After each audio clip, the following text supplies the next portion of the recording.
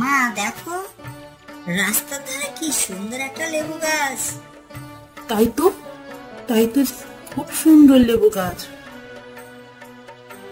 কি হলো মা, তোমার চোখে আবার পানি? ও কিছু না, তোর বাবা গাছ খুব ভালোবাসতো। আজকে তোর বাবা বেঁচে থাকলে আমাদের এই দিন দেখতে হতো না। নে চল, তাড়াতাড়ি পানি নিয়ে বাড়ি ফিরতে হবে, আমার আবার মহাজনের জমিতে কাজ করতে যাওয়া লাগবে।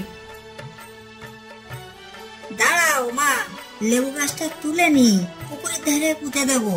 এখানে তাহলে গাছটা পানির অভাবে মরে যাবে।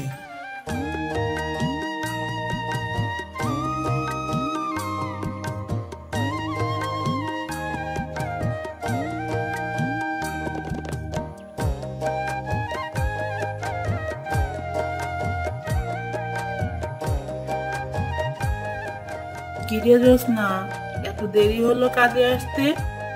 মহাজন তো খুব রেগে আছে তোর উপরে। বাড়ির কাজ করতে গিয়ে একটু দেরি হয়ে গেছে।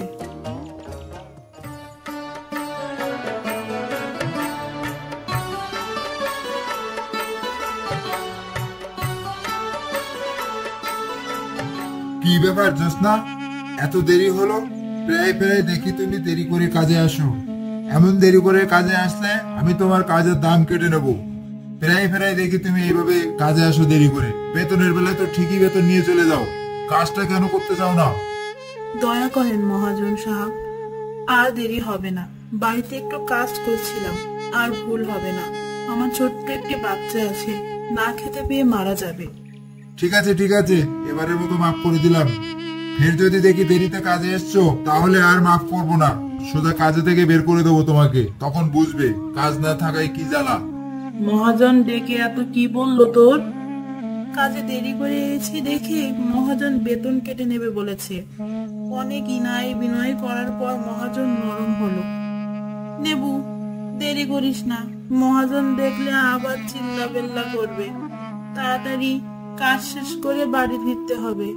ওদিকে ছেলেটা একা বাড়ি আছে।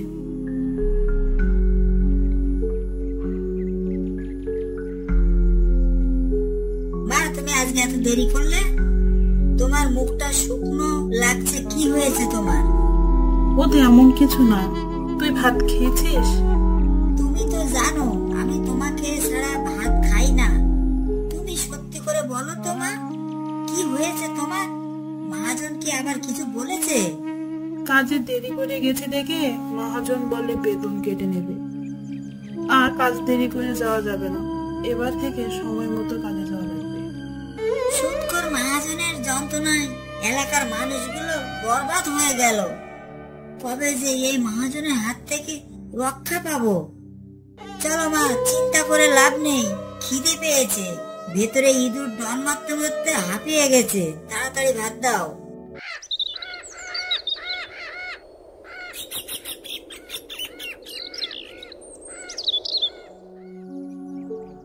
এদের তো অনেক কষ্ট দেখছি, আমি এদের কষ্ট আর সহ্য করতে পারছি না।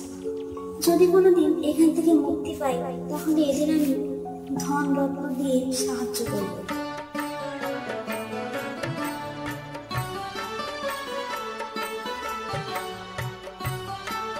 বাহ, আমাদের লেবু গাছটা অনেক বড় হয়ে গেছে, অনেক ফুলও ধরেছে গাছে। তুমি চিন্তা করো না নাটা, তোমাদের একদিন সুখ হবে। কে? কোথা থেকে বলছে? কে কে? এটা কার আওয়াজ? কোথা থেকে আসছে আওয়াজটা? ও বাবা, ভূত তো নয় তো নাকি? এ তো ভূতের মতো লাগছে মনে হচ্ছে। আওয়াজটা ভূতের আওয়াজ বলে মনে হচ্ছে। তুমি ভয় পেও না নাটা, আমি কোনো ভূত না, আমি একজন পরিকন্যা। আমি গাছের ভেতর থেকে বলছি। সত্যি যে গাছের ভেতর থেকে শব্দ আসছে? তারপরে তুমি ওখানে কি করে গেছো? আর তুমি গাছের ভিতরে বা বন্দি কেন? এক অসাধু আমার এই অবস্থা করেছে, আমার জীবনটা বরবাদ করে রেখেছে। তারপর আমি এই রাস্তার ধারে গাছ হয়ে রয়েছি। আমাকে শুধু একমাত্র তুমিই পারো মুক্তি দিতে। তুমি ছাড়া আর কেউই মুক্তি দিতে পারবে না। কিরে নাটা, তুই এখানে কি করছিস সকাল সকাল? তাড়াতাড়ি পান্তা খেয়ে নে, আমি কাজে যাব। আমি গাছের সঙ্গে কথা বলছিলাম মা, সুন্দর কথা বলে গাছটা। কি বলিস, গাছ কি কখনো কথা বলতে পারে নাকি রে পাগল ছেলে? শোনো ছেলের কথা, তাড়াতাড়ি হাত মুখ ধুয়ে ফেল। সত্যি মা, আমি গাছের সঙ্গে কথা বলছিলাম। গাছ এতক্ষণ আমার সঙ্গে কথা বলছিল, এখন কথা বলছে না কেন? কি হলো? গাছ একদম চুপচাপ হয়ে গেছে কেন? আচ্ছা, হয়েছে হয়েছে, আর কথা বলতে হবে না। তুই তাড়াতাড়ি ভাত খেতে আয়, আমি ভাত বাড়ছি। কি ব্যাপার পরি, তুমি কথা বললে না কেন আমার মার সঙ্গে? আমি কারোর সঙ্গে কথা বলতে পারবো না, আমি শুধু তোমার সঙ্গে কথা বলতে পারি।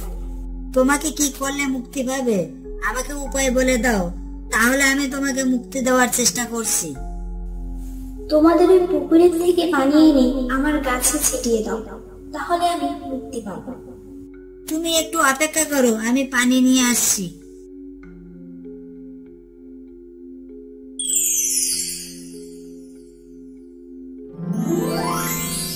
বলো কি চাও? সোনা দানা, ধন রত্ন, কি চাও বলো, আমি তোমাকে সবকিছু দিতে রাজি আছি। আমার জীবন বাঁচানোর বিনিময়ে আমি তোমাকে সবকিছু দেব। না পরি, আমার কিছু লাগবে না। মা বলেছে লোভ করতে নেই, কারো কাছ থেকে কিছু চেয়ে নিতে নেই, যা নিতে হয় কষ্ট করে উপার্জন করতে হয়। ঠিক আছে, তাহলে তুমি কষ্ট করে নেবে যখন, আমি আর বেশি কিছু বললাম না। তোমার এই লেবু গাছে সবসময়ের জন্য লেবু ধরবে। তুমি এই লেবু বাজারে বিক্রি করে তোমাদের সংসার ভালোভাবে চালাতে পারবে। আমি এখন বিদায় নিলাম বন্ধু, আবার দেখা হবে তোমার সঙ্গে।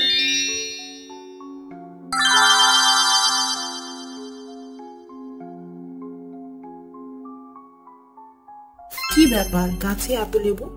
এত লেবু কোথা থেকে এলো? কিছুক্ষণ আগে তো লেবু গাছে কোনো লেবু ছিল না।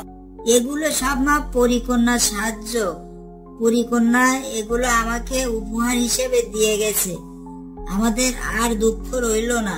তুমি আর সুদখোর মহাজনের কাছে যাবে না কাজে। আমাদের লেবু গাছ থেকে লেবু পেড়ে বাজারে বিক্রি করব, ঠিক আছে?